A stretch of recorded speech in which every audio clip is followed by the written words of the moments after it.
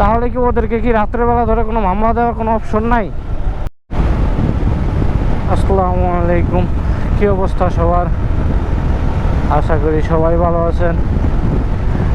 আর একটা বিষয় হচ্ছে, আমরা মোটরসাইকেলের ভিতরে যদি একটার বেশি দুইটা কোনো লাইট বা কোনো ফগ লাইট ইউজ করি, তখনই পুলিশ ভাইরা এসে ফগ এক্সট্রা কোনো লাইট লাগানো যাবে না, কিছু করা যাবে না, এক্সট্রা কোনো কিছু ইউজ করা যাবে না, নগদ 1-2 হাজার টাকার মামলা অটোমেটিক দিয়ে দেয়। মানে কোনো আর কোনো ইস্যু নাই যে আপনি এটা কেন ইউজ করছেন।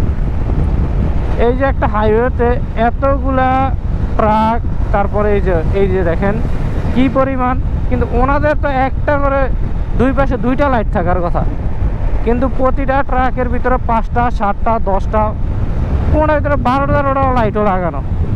তো এতগুলো লাইট যদি আমার বিপরীত পাশে থেকে আসে, তাহলে কি আমি এই মানে রাস্তার উপরে আমি থাকবো কি করে?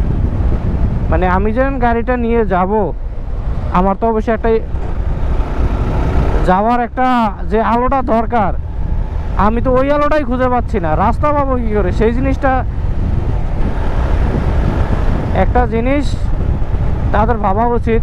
অথবা যদি বাইকের আপনার একটা করে বাতি দিতে হয় বা একটা করে যে লাইট দেওয়া, এই যে ট্রাকটা যাচ্ছে এটার ভিতরে অলরেডি 8টা বাতি জ্বালানো, তাহলে কি ওদেরকে কি রাত্রেবেলা ধরে কোনো মামলা দেওয়ার কোনো অপশন নাই? নাকি ওদের জন্য এটা উন্মুক্ত?